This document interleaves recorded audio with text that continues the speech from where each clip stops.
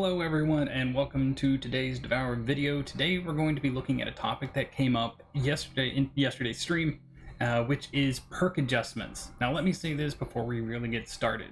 DEVOUR's perks were probably designed by the devs thinking that, they'd have a very small community that played DEVOUR.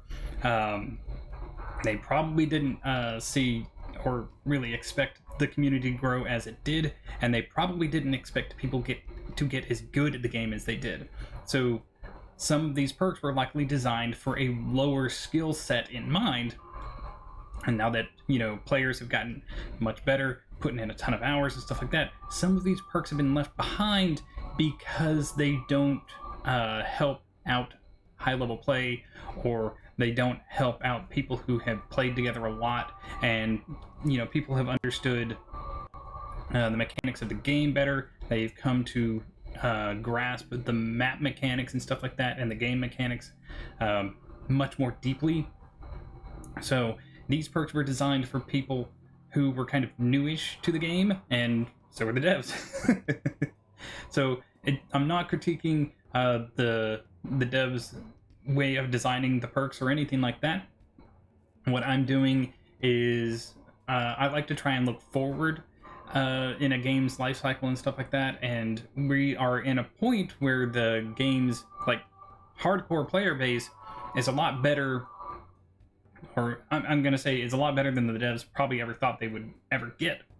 So we're gonna take the 10 worst perks in the game, or I should say less effective perks in the game, I guess that would be a better way of putting it, and we're going to try and boost their power a bit to even make experienced high-level players kind of stop and just go, maybe. So first up, let's look at Trapper. Trapper's effect is that the last ritual item becomes highlighted. Now, this is fine when DEVOUR's player base was very new. People didn't think about the strategies for the maps all that much. The TV room strategy hadn't been implemented in the farmhouse. When the asylum came out, people were just kind of trying to figure out what to do with what. But as the game goes on, Trapper becomes less and less relevant. So what we'll do is we'll give Trapper a bit of a boost. And this boost would be that whenever a ritual item is destroyed, the ritual item that is furthest away from you is highlighted for 20 seconds. This gives Trapper a consistent use throughout the match once you start destroying ritual items, instead of a one-time use where you might not even get to the point where it can be used. Trapper will always be useful in this sense. It's not an overwhelmingly powerful perk. On certain maps like, say, farmhouse or asylum, it might not even be useful in general, just because there are two strategies to keep the goats in the TV room on the farmhouse, or the rats in the warden's bedroom in the asylum. So you kind of always know, unless you run and gun. If you run and gun, Trapper's useful. If you're playing on the inn, Trapper's still useful because very few people know about where the safe spot is for the eggs, but it'll whenever Zara pukes up an egg, that's going to be the furthest ritual item away from you guys usually, so you know exactly where it is, at least for 20 seconds, and you can kind of see if a spider picks it up and starts wandering with it. After Trapper, we have Long-Sighted, which says all items are highlighted at a 50% greater distance. Most maps, this is kind of pointless because you're going to be in a small room when you're looking around for things, and everything's already highlighted anyway. There's very few maps that this is really, really useful on. The town it's kind of useful, and some parts of the asylum it can be useful. So we're gonna give it a slight buff and say that all items are highlighted at 100% greater distance, and you can grab items as soon as they're highlighted. This is something that will pique the interest of high-level players because it saves them steps, it saves them time. This now becomes a time saver perk because you don't have to move as far to pick something up. High-level players are always looking for ways to really, I want to say, save themselves not just time. They want to have movement economy. You know, they want to be able to be as efficient as possible with their movements and everything that they do. Long-sighted would become a perk that kind of just saves them time looking and saves them time moving to pick things up. Is it a huge boost? Not really, but it can save a couple seconds here and there. And a couple seconds here and there, depending on the map, can be extremely useful, especially on something like the town, where you have to find matchsticks, then you have to find the keys, then you have to get the books, then you have to get the gas cans, then you have to burn. Being able to just reach over and grab things from a larger distance, extremely, extremely useful. After long-sighted, we have acceleration. Acceleration gives you plus 20% movement speed for 20 seconds after being revived. If you're being revived, you're usually being revived in a safe space. Nobody goes to a dangerous space to revive you unless you're absolutely completely desperate, and then everybody needs the movement speed, not just one person moving, getting revived. So we're going to kind of actually change up acceleration to say that you are immune from minion damage or grabs for 20 seconds after being revived. This kind of gives you I'm going to try and say, it gives you a kind of a buffer to get out of the danger area. Now, again, it's still not as useful as other perks, because other perks, have you actively doing something like that. Acceleration is a perk that, it's just going to give you very situational. You should already be in a safe space when you're being revived, but it would give you a chance to be able to run in and grab something that needs to be grabbed without the worry of a minion grabbing you or slowing you down for about 20 seconds. 20 seconds, it's a lot of time in Devour, but it's not enough time to get too much done. It's enough to get somewhere and grab something, but not get somewhere, grab something, and get something done. After that, you might be able to get picked up in an emergency town game while you're in the church, and you get picked up. You're immune from the grabs and the slows from the spirits. So you just, you place the last book on and burn. That might be the most extreme thing that this new version of acceleration can give you. But after acceleration, we have Quartermaster, which says medkits are highlighted through walls. Quartermasters, I was in the military, by the way. Quartermasters are the guys who keep track of all of your inventory, not just one thing.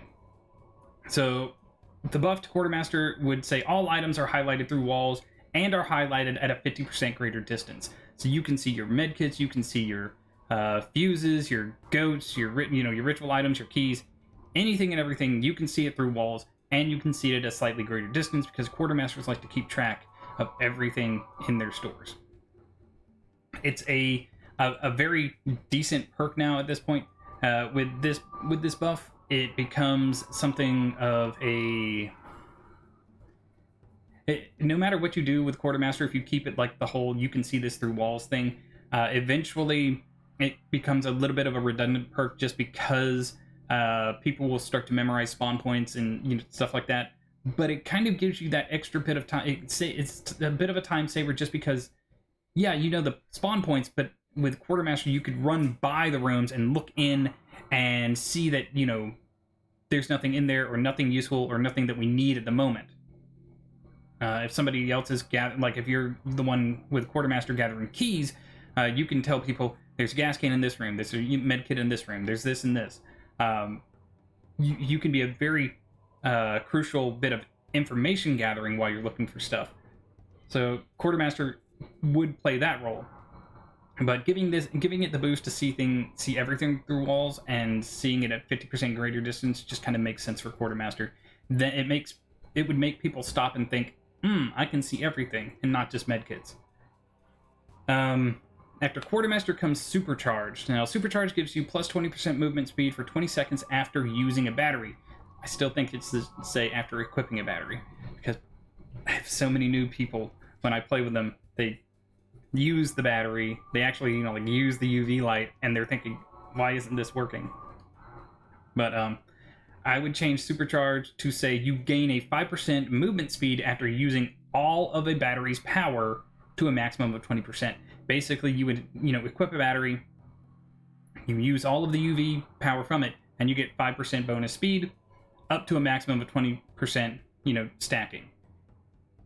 This would give you a small buff over time, which would put you on par with almost Evader. But it's reliant on the fact that you have to find batteries and you have to use those batteries up. And it's not an infinite stacking thing, and it doesn't get as good as Evader, but it is slightly better than, it would be better than Speedy. But Speedy also would say, Speedy says 7% the entire match, no prerequisite. This version of Supercharge has a pretty hefty prerequisite. Now, does this become stronger in Nightmare mode? Yes, because it gives you a speed boost and encourages you to use flashlights, but it doesn't tell you where the flashlight batteries or anything like that are. I think it's a nice little balance to make more experienced players look at it and just go, I could use that. And it would actually be a perk that cheaters could not use or get any use out of, because it would mean that they couldn't use their infinite UV cheats and get the speed bonuses. After that, after Supercharged, we have Under Pressure. Under Pressure is an extremely niche perk. It says that long interactions are 150% faster when you are the last player alive in co-op only, of course. This requires you to be in the absolute worst situation. The absolute worst situation to get a huge boost. I would keep this, but with a caveat. My version of Under Pressure would say that long interactions are 100% faster when you are the last player alive. It's still just a co-op only perk, but if you revive another player while Under Pressure is active, you gain a 20% boost to your speed and long interactions for the rest of the match, or until Under Pressure activates again. Basically, what you would get is the 150, once you're the last player alive, or last player standing, I guess I should say, 100 Under Pressure would activate. You get the 100% bonus to speed, or not speed, 100% bonus to long interactions, so you can pick someone up. And the perk encourages you to do that by giving you a 20% boost to your speed and long interactions if you pick someone up while Under Pressure is active. If somebody else goes down and you become the last player again, the 20% to speed and long interactions goes away, and the 150% boost from Under Pressure for long interactions reactivates. The 20% thing does not keep stacking. It's just, congratulations, you did probably the best thing you could do, which was to pick up another player, so you're going to be rewarded with a 20% speed boost to your speed and long interactions. This is a perk that teaches you good habits, which is to make sure that the survival of the group is what's most important. Now, there are some farming groups, not farmhouse groups. There are some groups that farm XP on, you can see me do it on stream actually, with other high-level players. They turn off medkits and they turn off batteries.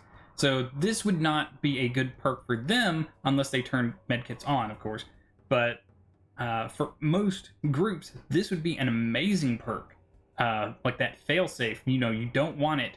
You absolutely don't want to have to actively use this perk, but it's better to have it and not need it than need it and not have it. Moving on for Under Pressure, we're going to look at Immune. Immune right now says movement speed decreased by 70% less when slowed by a minion. So whenever a minion slows you, it slows you by 70% less. So you kind of run through them. This teaches bad habits. I don't like perks that teach bad habits. I would not use Immune in general, except if they changed Immune to what I would change Immune to, which is you still keep the first part, which is movement speed decreased by 70% less when slowed by a minion that does not grab you. However, you also get the caveat that movement speed is decreased by the normal percentage when you would normally be grabbed by a minion. So on maps like the inn and the town, you're slowed by 70% less because those minions don't grab and hold you. On maps like the farmhouse and the asylum, you would now be slowed to the amount that a spider or spirit would grab you, instead of being just grabbed and held in place. This right here, I can guarantee you,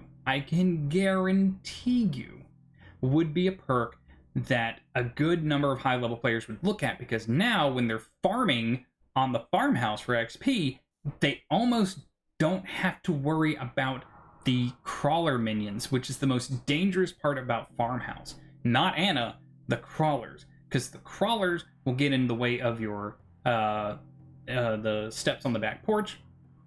They'll get in between the gates and force you have to jump over the gate using the goat cage. They will crawl around the ritual basin. So this becomes a really, really, really amazing perk for them at that point. And you would see probably a lot of new players use Immune a lot more, because the first map everybody usually does is the farmhouse. And Immune immediately becomes something they look at and just go, ooh, so I just get slowed down instead of grabbed. And that's kind of the point of this whole thing, is to make these perks that most people don't look at and reconsider them. After Immune, we're going to look at Crawler. Crawler says at the moment, you get plus 100% movement speed when you're knocked down. Devour is a game of patience. If you need it, Devour is essentially just a game of patience and luck for most people. So Crawler at the moment doesn't do what you really need it to do, which is either give you more luck or give you, save you. It saves you time, because the person crawling is going to crawl to you to the save space, but that's all it does. You could wait forever at the save space and pick them up then, but that doesn't really do too much. So my version of the Crawler would just add something onto this. So you still get, my version of the Crawler, you still get the plus 100% move speed when knocked down, but you can carry and drop non-ritual items while knocked down. This would allow you to basically crawl over, grab a med kit, and then crawl over and let somebody heal you in case, you guys are out of med kits, or you guys haven't you decided just not to grab them.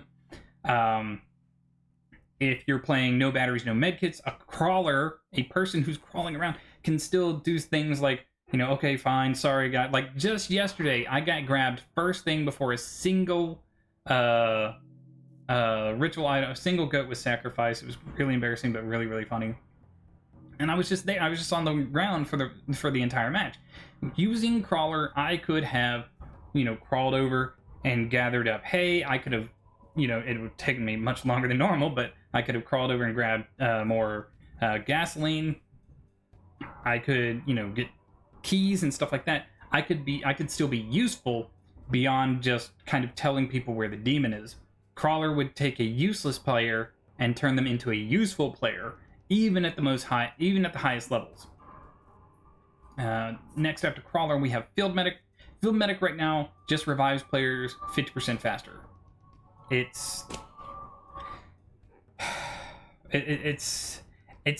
sounds really appealing for new players, but it's actually not that effective. And it's probably, I want to say it's probably the least used perk, because I see people using Crawler more than I see people using Field Medic. We're going to make a Field Medic the Field Medic perk really, really useful for somebody who wants to be that support player. My version of Field Medic would say that you revive players 100% faster, you start the match with a medical kit, and whenever you use a medical kit, the closest medical kit to you is always revealed. So it's not like you have to wander around wondering where a kit is so you can use your perk. No, you are the Field Medic. You start with a med kit, you are ready to support your friends, and someone goes down, you're the person that goes after them, because you're gonna get them up just that quick. And then the moment you get them up, you know where another med kit is, so you can kind of put that in your head. And you notice I don't say that one, it's whatever's the closest one to you, that's the one that's highlighted. So you can kind of look around constantly, like, where? There, right there. Okay, I'm going to run over there real quick, grab it, and I'm going to come back. You know, usually people will gather with medkits and put them in a specific location, but in run and gun groups and stuff like that, field medic can actually be super useful. I think that would kind of make people look at it a little bit more than what it is right now. If for nothing else other than the much faster revive and the ability to see where medkits are. Finally, after medkit, we have the last perk that probably needs a buff, which is repellent. Currently, repellent says minion movement speed is decreased by 50% when you're nearby. That's fine for the most part, but you know, there's not really too many groups. I've never really seen anyone use repellent and use it either offensively or defensively. In order to use repellent effectively, it needs a little bit of a buff. Now we're going to keep the same bit in my new upgraded version of repellent, but in this one we're going to say the minion speed is decreased by 50% when you're nearby. However, it also decreases the range at which minions will detect you by 50%. So you can actually walk up closer to a demon and like insert yourself, or minions, I'm sorry. You can walk up to minions and kind of insert yourself into places that you normally wouldn't be able to, in order to position yourself to slow minions down so that your friends and your teammates can move around more freely. Normally, this would mean that, you're kind of like putting yourself out there and the minions are going to come to you, and yeah, they're coming to you more slowly, but in this, with this upgraded version of repellent, what it would do is, they're not coming towards you because they don't notice you. That means you get to get closer, or you can maneuver around them more actively in order to keep them from catching up to anyone that that they're trying to catch up to. You keep the same radius, but they don't get to see you within like here. They'd have to see you within here. So it gives you a lot more maneuverability. It gives anybody using repellent more options, and they can use it tactically. But like I said, I'm not knocking the devs for their design choices or anything like that.